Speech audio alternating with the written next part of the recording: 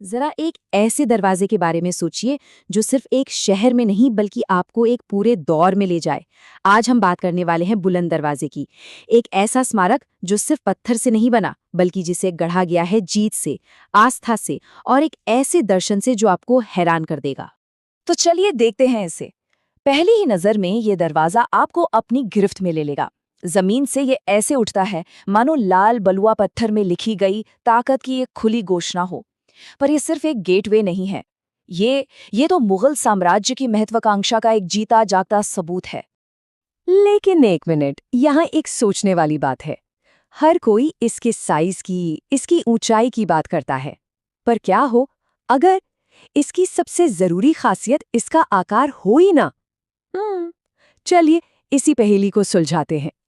देखिए, इस दरवाजे की कहानी को समझने के लिए हमें पहले उस शहर को समझना होगा जिसका ये दरवाजा है, और उस बादशाह के सपने को जानना होगा जिसने ये शहर बसाया था। ये है फतेहपुर सीकरी। ये कोई मामूली शहर नहीं था, नहीं, ये तो सम्राट अकबर का एक बहुत ही साहसिक सपना था। एक ऐसा शहर जिसे जमीन से, मतलब बिल्कुल स्क्रैच से बनाया गया था, मुगल सल्तनत का नया धड़कता हुआ दिल बनाने के लिए। पर देखिए, इस शहर की कहानी जितनी शानदार है उतनी ही छोटी भी है। सोचिए, 1571 में इसकी बुनियाद रखी गई। 1585 तक, मतलब 14-15 साल में ही इसे लगभग छोड़ दिया गया, और 1610 आते आते तो ये पूरी तरह वीरान हो गया। एक ऐसा शहर जो अपनी पूरी शानो शौकत में मुश्किल से 15 साल ही जिंदा रहा। और ये कोई छोटी मोटी बस्ती बिल्कुल नहीं थी। अरे 6 किलोमीटर लंबी दीवार से घिरा हुआ एक पूरा प्लैन्ड शहर था ये। इसका नाम ही देखिए, न फतेहपुर सीकरी, यानी जीत का शहर। और जाहिर है, हर जीत के शहर को एक शानदार गेटवे की तो जरूरत पड़ती ही है। और शहर के बिल्कुल दिल में थी जामा मस्जिद, जो इसका धार्मिक और सामाजिक सेंटर था। और हमारी कहानी का हीरो, हमारा बुलंद दरवाजा, वो यहीं खड़ा है। तो चलिए अब सीधा चलते हैं इस शानदार दरवाजे की तरफ। इसका नाम ही काफी है, बुलंद दरवाजा। ये सिर्फ एक दरवाजा नहीं था, बिल्कुल नहीं। ये तो एक ऐलान था, एक खुली घोषणा। 1573 में गुजरात पर अकबर की जबरदस्त जीत को सेलिब्रेट करने के लिए पत्थर से बनाया गया एक विक्ट्री आर्च था ये। और यहाँ कहानी में एक बड़ा ही दिलचस्प मोड़ है। पता है, ये इतना बड़ा दरवाजा मस्जिद के ओरिजिनल डिजाइन का हिस्सा था ही नहीं। इसे बाद में जोड़ा गया था, लगभग 5 साल बाद। जैसे एक शानदार आइडिया जो शाही जीत का सबसे बड़ा सिंबल बन गया। चलिए अब जरा इसकी बनावट और इसके डिजाइन की डिटेल्स में उतरते हैं। बहुत कमाल की चीजें हैं इसमें। इसकी ऊंचाई का अंदाजा लगाइए जरा।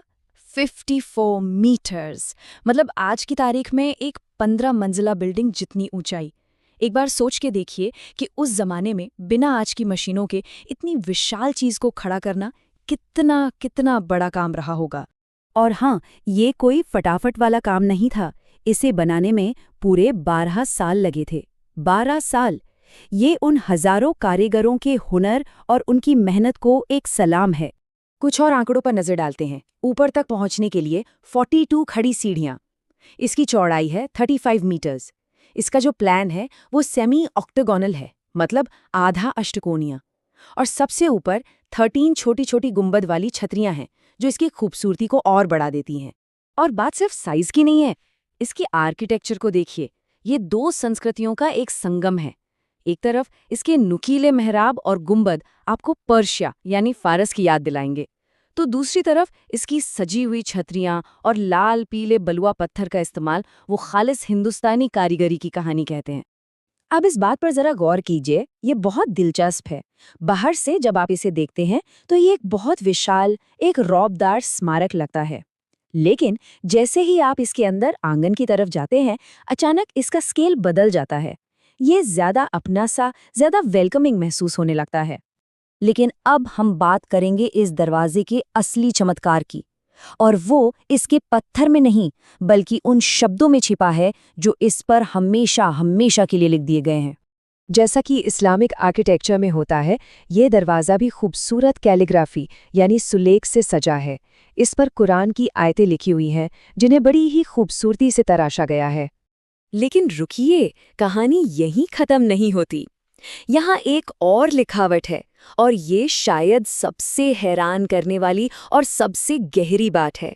ये पंक्तियां हैं ईसा यानी जीसस क्राइस्ट के बारे में, और इसमें लिखा है, दुनिया एक पुल है, इस पर से गुजरो, लेकिन इस पर घर मत बनाओ।